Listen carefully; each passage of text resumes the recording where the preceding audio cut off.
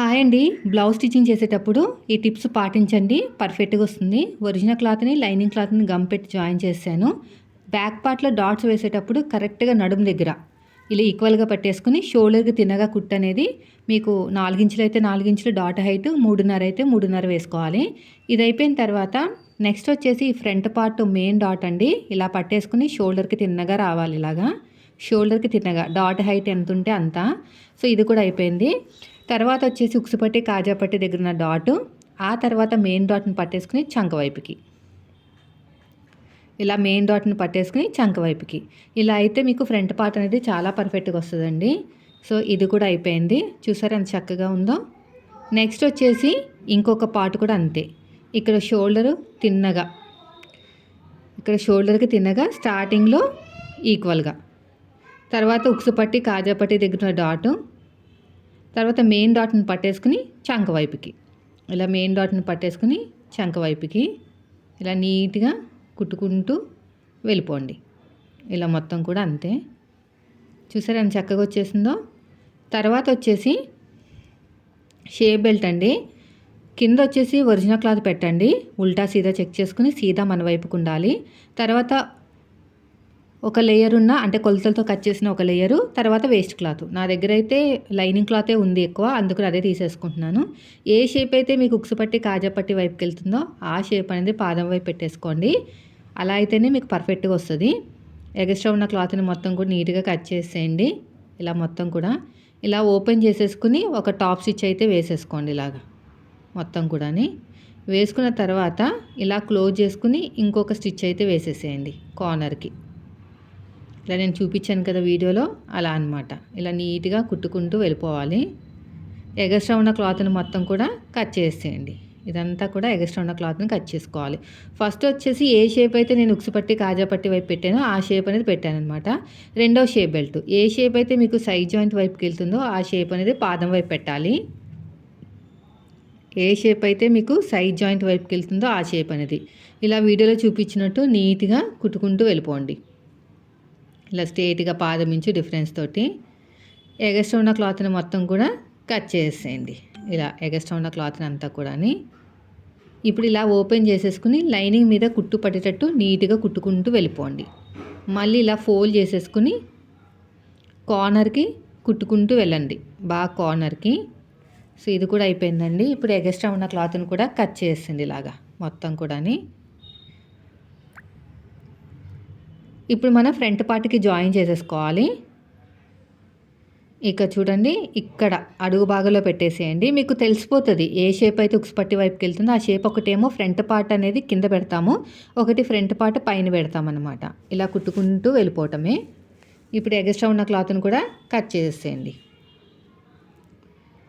ఇప్పుడు మళ్ళీ ఇలాగ క్లాత్ని మొత్తం కూడా ఇలా ఫోల్డ్ చేసేసుకోవాలి. ఇది వచ్చేసి ఇన్విజిబుల్ షేప్ బెల్ట్ అంటారు. ఇలా చూస్తున్నారు కదా వీడియోలో, అలా ఫోల్డ్ చేసుకుంటూ వెళ్ళాలన్నమాట. ఇది కూడా అయిపోయింది. తర్వాత వచ్చేసి రెండోది కూడా అలాగే చేసేసేయండి. ఎడమ చేతి వైపుకి కాజా పట్టి వచ్చిందండి. సో ఇప్పుడు వచ్చేసి రెండో షేప్ బెల్ట్ అండి. ఈ షేప్ బెల్ట్ వచ్చేసి పైనుంచి స్టిచ్ చేయాలన్నమాట. అంటే ఫ్రంట్ పార్ట్ పైనుంచి స్టిచ్ చేస్తాము. ఒకటేమో అడుగు భాగం నుంచి, ఇంకోటి పైనుంచి. అలా అయితేనే మనకి పర్ఫెక్ట్గా వచ్చినట్టు. రెండు కింద నుంచి వచ్చాయంటే మీరు కరెక్ట్గా స్టిచ్చింగ్ చేయనట్టే. అందుకని ఏ షేప్ అయితే మీకు ఉక్సు పట్టి వైపుకి వెళ్తుందో ఆ షేప్ అనేది పాదం వైపు పెట్టండి. ఏ షేప్ అయితే మీకు సైడ్ జాయింట్ వైపుకి వెళ్తుందో ఆ షేప్ అనేది పాదం వైపు పెట్టండి. సో ఇది కూడా అయిపోయింది. ఇలా ఓపెన్ చేసేసుకుని ఇదంతా కూడా లోపలికి ఫోల్డ్ చేసేసుకోవాలి. ఇదంతా కూడా లోపలికి ఫోల్డ్ చేసుకుని నీట్గా స్టిచ్ చేసుకుంటూ వెళ్ళిపోవటమే. ఇదంతా కూడా ఇలా మొత్తం నీట్గా ఫోల్డింగ్ చేసుకుని స్టిచ్ చేసుకుంటూ వెళ్ళిపోవటమే. ఇలాగా ఇలా మొత్తం కూడా ఇలా ఫోల్డ్ చేసుకుని స్టిచ్చింగ్ చేసుకుంటూ వెళ్ళిపోవాలి.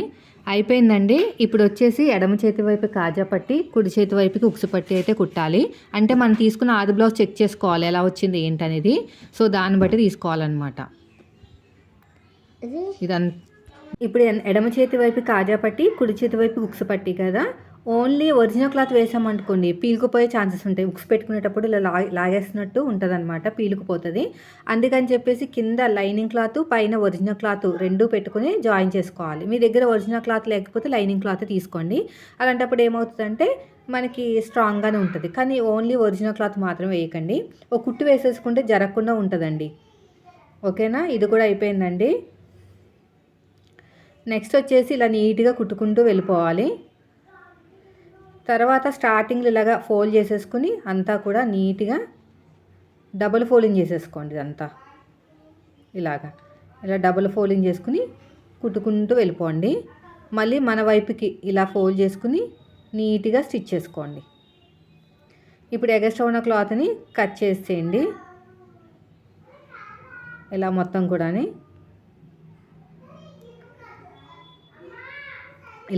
కూడా ఎగస్ట్రా ఉన్న క్లాత్ని కట్ చేసుకుని ఇప్పుడు ఇలా స్ట్రైట్గా ఉన్న క్లాత్ని తీసేసుకోండి. క్రాస్గా ఉన్న క్లాత్ని తీసుకోకూడదు, ఓన్లీ నెక్కకే తీసుకోవాలి. నడుముకు వేయాలన్నా హ్యాండ్కి వేయాలన్నా కూడా స్ట్రైట్గా ఉన్న క్లాత్ అయితే సరిపోతుంది. నాకు పొడుగు తక్కువైందని కొద్దిగా జాయిన్ చేసేసాను. సో ఇది కూడా అయిపోయిందండి. ఇప్పుడు స్టార్టింగ్లో ఇలా పెట్టేసుకుని కింద చిన్న ఫోల్డింగ్ చేసుకోండి. అదే డాట్ దగ్గర కింద కొంచెం క్లాత్ ఎక్కువ ఉంచుకోండి. ఓకేనా, ఇలా ఓపెన్ చేసేసుకుని ఒక టాప్ స్టిచ్ వేసేసుకుంటే ఇలా లోపలికి ఫోల్డ్ చేసేసుకోవచ్చు.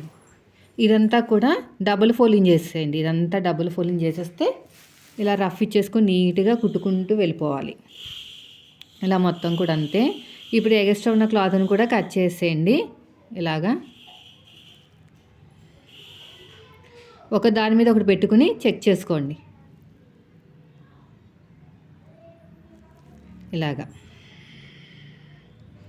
అయిపోయిందండి. ఇప్పుడు నడుము దగ్గర కొంచెం కిందకి దిగినట్టు లేకుండా ఉండాలి అంటే ఏం చేయాలంటే ఇలా బ్యాక్ పార్ట్ మీద ఫ్రంట్ పార్ట్ పెట్టుకుని ఎంతైతే ఎక్కువ వచ్చిందో ఎక్కువే వస్తుంది. ఎందుకంటే డాట్ వేస్తే కిందకి దిగుతుంది అనమాట. కట్ చేసుకోండి, ఎందుకంటే మనకి పట్టి అతకడానికి ఖర్చు కూడా కావాలి కదా, అది ఉంచుకుని కట్ చేసేసుకోండి. ఈ కూర ఉన్న క్లాత్ని తీసుకోవాలండి. ఈ కూర ఉన్న క్లాత్ని తీసుకుంటే మనకి పట్టి అతకడానికి బాగుంటుంది. అందుకనే కటింగ్లోనే నేను చెప్తా ఉంటాను, కూర ఉన్న క్లాత్ని 1.5 ఇంచుతో కట్ చేసుకుని పక్కన పెట్టుకోమని. ఇప్పుడు పైనుంచి కుట్టేసాను. ఇలా పైన పెట్టేసుకుని ఇలా స్ట్రైట్గా కుట్టుకుంటూ వెళ్ళిపోవాలి. డాట్ వచ్చిన చోట చిన్న ఫ్రిల్లు పెట్టేసేయండి. ఇలాగా సరిపోతుంది. ఇలా నీట్గా కుట్టుకుంటూ వెళ్ళిపోవటమే. ఇక్కడ కూడా అంతే, ఇలా నీట్గా స్టిచ్ చేసుకుంటూ వెళ్ళిపోవాలి. ఎగస్ట్రా ఉన్న క్లాత్ని కట్ చేసేయండి. ఇలా ఒక టాప్ స్టిచ్ వేసేసేయండి. ఇలా వేసేసుకుని నడుము దగ్గర కూడా కరెక్ట్గా పెట్టేసుకోండి. ఇలాగా పెట్టేసుకుని ఇక్కడ కూడా అంతే, మనం తీసుకున్న ఆది బ్లౌజ్ ఉంది కదా, దాని ప్రకారం పెట్టేసేయండి. ఉక్సుపట్టి వైపుకి, కాజాపట్టి వైపుకి అంతే. ఇక్కడ కూడా అంతేనండి. ఇటు సైడ్ కూడా అంతే, ఉక్సుపట్టి వైపుకి, కాజాపట్టి వైపుకి. ఇలా మొత్తం కూడా అయిపోయిందండి. దీన్ని తీసి పక్కన పెట్టేద్దాం. ఇప్పుడు షోల్డర్స్ని జాయిన్ చేసేటప్పుడు నెక్ దగ్గర కరెక్ట్గా ఉండాలి. ఇలా స్ట్రైట్గా కుట్టుకుంటూ వెళ్ళిపోండి. నెక్ వైపుకి లైట్గా స్లోప్ ఇచ్చేసేయండి, సరిపోతుంది. ఇక్కడ కూడా అంతే, ఇలా నెక్ దగ్గర కరెక్ట్గా పెట్టేసుకోండి. మళ్ళీ నెక్ వైపుకి స్లోప్ ఇచ్చేసేయండి. ఇప్పుడు నేనైతే పాలిస్టర్ లైనింగ్ తీసుకున్నాను. క్రాస్ ఉన్న క్లాత్ని తీసేసుకుని మొత్తం కూడా జాయిన్ చేసుకుని వన్ సైడ్ ఫోల్డింగ్ చేసుకున్నానండి. ఇలా వీడియోలో చూపించినట్టు నీట్గా కుట్టుకుంటూ వెళ్ళిపోతున్నాను. ఓకేనా, ఇలా ఎలాగైతే చూస్తున్నారో మీరు అలాగా నీట్గా స్టిచ్ చేసుకుంటూ వెళ్ళిపోండి. మొత్తం కూడా ఇలా మొత్తం నీట్గా స్టిచ్ చేసుకుంటూ వెళ్ళిపోవాలి. ఇదంతా కూడా ఎక్కడ కూడా సాగదీయకూడదండి. కొంచెం సాగదీసినా కూడా పోతుంది అనమాట ఫినిషింగ్ అనేది. ఇలాగా డాట్ వచ్చిన చోట చిన్న చిన్న టక్స్ పెట్టుకోవాలి. అదే రౌండ్ తిరిగే చోట, డాట్ కాదు, రౌండ్ తిరిగే చోట చిన్న చిన్న టక్స్ పెట్టేసుకోండి. ఇలా మొత్తం కూడా ఇలా చిన్న చిన్న టక్స్ అనమాట. ఇటు సైడ్ కూడా అంతే, ఇటు సైడ్ కూడా చిన్న చిన్న టక్స్ అయితే పెట్టేసుకోండి. ఇప్పుడు 12వ నెంబర్ థ్రెడ్ అయితే తీసేసుకోండి. ఇలా 12వ నెంబర్ థ్రెడ్ తీసేసుకుని ఇలా లోపల పెట్టేసుకుని ఫోల్డ్ చేసేసుకోండి. ఇలా లోపలికి ఫోల్డ్ చేసేసుకుని థ్రెడ్ ఎంత లావుందో అంత ఫోల్డింగ్ అయితే చేసుకోవాలండి. ఓకేనా, థ్రెడ్ ఎంత లావుందో అంత ఫోల్డింగ్ చేసుకుని ఇలా కుట్టుకుంటూ వెళ్ళిపోవాలి. ఇలా మొత్తం కూడా అంతే, ఇలా చక్కగా ఫోల్డింగ్ చేసుకోండి.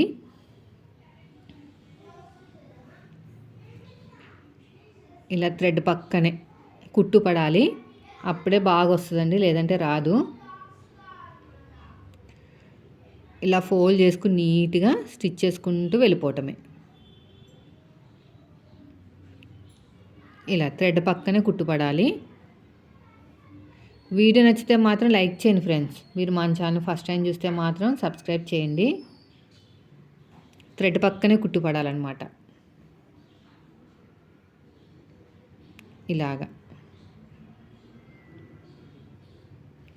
ఇలా నీట్గా స్టిచ్ చేసుకుంటూ వెళ్ళిపోండి. 12వ నెంబర్ థ్రెడ్ అయితేనే చాలా బాగా వస్తుందండి, లేదంటే మాత్రం మీకు నీట్గా రాదన్నమాట. ఇలాగ మొత్తం కూడా ఫోల్డ్ చేసుకుని కుట్టుకుంటూ వెళ్ళిపోవాలి. ఎగస్ట్రా ఉన్న క్లాత్ని కట్ చేసేయండి, థ్రెడ్ని క్లాత్ని రెండింటిని. ఇక్కడ కూడా అంతే. ఇలా మొత్తం కూడా ఇలా లోపలికి ఇలా ఫోల్డ్ చేసేయాలి. ఇప్పుడు ఇక్కడ చూడండి, ఇంకో సైడు చెప్పాను కదా, మీకు కావాలి అనుకుంటే మీరు హెమ్మింగ్ చేసుకోవచ్చు, లేదంటే ఇలా పాదం ఇంచు డిఫరెన్స్ తోటి కుట్టి వేసేసుకోండి, సరిపోతుంది. ఇలా చక్కగా నీట్గా ఇలా కుట్టుకుంటూ వెళ్ళిపోవాలి, సరిపోతుంది. ఇలా మొత్తం కూడా అంతే అయిపోయిందండి ఇది కూడా. సో నెక్ అయితే రెడీ అయిపోయింది. ఐరన్ చేసేసుకుంటే కొంచెం ఫినిషింగ్ నీట్గా ఉంటుంది. ఇక్కడ కూడా అంతేనండి, ఇక్కడ కూడా నీట్గా ఇలా కట్ చేసేయండి. ఇక షోల్డర్ ఈక్వల్గా ఉండాలి. కరెక్ట్గా ముందుగా రెడీ చేసుకునే హ్యాండ్స్ ఉన్నాయి కదా, ఫ్రంట్కి ఫ్రంట్ రావాలి, బ్యాక్కి బ్యాక్ రావాలండి. ఇలా పాదం ఇంచు డిఫరెన్స్ తోటి నీట్గా ఇలా కుట్టుకుంటూ వెళ్ళిపోండి. ఇక్కడ కూడా అంతే, ఇక్కడ కూడా సేమ్ అంతే. సో ఇప్పుడు మళ్ళీ ఫస్ట్ నుంచి ఎగస్ట్రా ఉన్న క్లాత్ని కట్ చేసేయండి. మళ్ళీ ఫస్ట్ నుంచి లాస్ట్ వరకు ఇంకో కుట్టు వేసేసేయండి. ఇలాగా ఇలా ఫస్ట్ నుంచి లాస్ట్ వరకు ఇంకొక స్టిచ్ కూడా వేసేసుకోండి. అయిపోయిందండి ఇది. తర్వాత రెండోది కూడా అంతే సేమ్, కరెక్ట్గా మిడిల్లో పెట్టేసుకోండి. ఇలాగా ఇక్కడ రఫ్ ఇచ్చేసేయండి. రఫ్ ఇచ్చేసుకుని ఫస్ట్ వచ్చేసి మన వైపుకి ఇలా కుట్టుకుంటూ వెళ్ళిపోండి. పాదం ఇంచు డిఫరెన్స్ ఉండాలి. మళ్ళీ ఉల్టా తిప్పేసేయండి. ఇలాగా ఇలా తిప్పేసుకుని మళ్ళీ ఇంకొక స్టిచ్ అయితే వేసేసేయండి. మళ్ళీ ఫస్ట్ నుంచి లాస్ట్ వరకు ఇంకో కుట్టు వేసేసేయండి. ఇలాగా ఇప్పుడు బ్యాక్ పార్ట్ నుంచి మాత్రమే సైడ్ జాయిన్ చేసుకోవాలండి, ఫ్రంట్ పార్ట్ నుంచి చేయకూడదు. నా ఆది బ్లౌజ్ని కూడా బ్యాక్ పార్ట్ నుంచి తీసుకోండి. హ్యాండ్ లూజు, ఆర్మ్ లూజు, నడుము లూజు ఈ మూడింటిని కలుపుకుంటూ వెళ్ళిపోవాలి. ఇలాగ వీడియోలో చూపించినట్టు ఇలా స్ట్రైట్గా నీట్గా కుట్టుకుంటూ వెళ్ళిపోండి. నడుము దగ్గర కూడా అంతే. మనం మార్కింగ్ వేసాం కదా, ఫ్రంట్ పార్ట్లో మార్కింగ్, బ్యాక్ పార్ట్లో మార్కింగ్, ఆ రెండింటిని కలపాలి. ఇలా వంకరగా వచ్చింది ఏంటి అక్క అంటే వీళ్ళకి నడుము తక్కువ ఉంది, నడుము లూజ్ అనేది. కొంతమందికి బాడీ ఎక్కువ ఉంటుంది కదా, కొంతమందికి నడుము తక్కువ ఉంటుంది, కొంతమందికి ఆర్మ్ లూజ్ తక్కువ ఉంటుంది. సో కాబట్టి పక్క నుంచి ఇలా క్రాస్గా వస్తుంది, అదేం పెద్ద ప్రాబ్లం కాదు. మనం మొత్తం బ్లౌజ్ అంతా రెడీ అయిన తర్వాత అదేం కనిపించదండి. 3 స్టిచెస్ వేసుకోండి, అది కూడా పాదం ఇంచు డిఫరెన్స్ తోటి ఇలా స్ట్రైట్గా కుట్టుకుంటూ వెళ్ళిపోవాలి. ఇలా మొత్తం కూడా ఎగస్ట్రా ఉన్న క్లాత్ని కట్ చేసేయండి. ఇలాగా తర్వాత వచ్చేసి రెండో సైడ్ కూడా అంతే. హ్యాండ్ లూజు, ఆర్మ్ లూజు, నడుము లూజు ఈ మూడింటిని కలుపుకుంటూ వెళ్ళిపోండి. ఫస్ట్ వచ్చేసి హ్యాండ్ లూజు, తర్వాత వచ్చేసి ఆర్మ్ లూజు,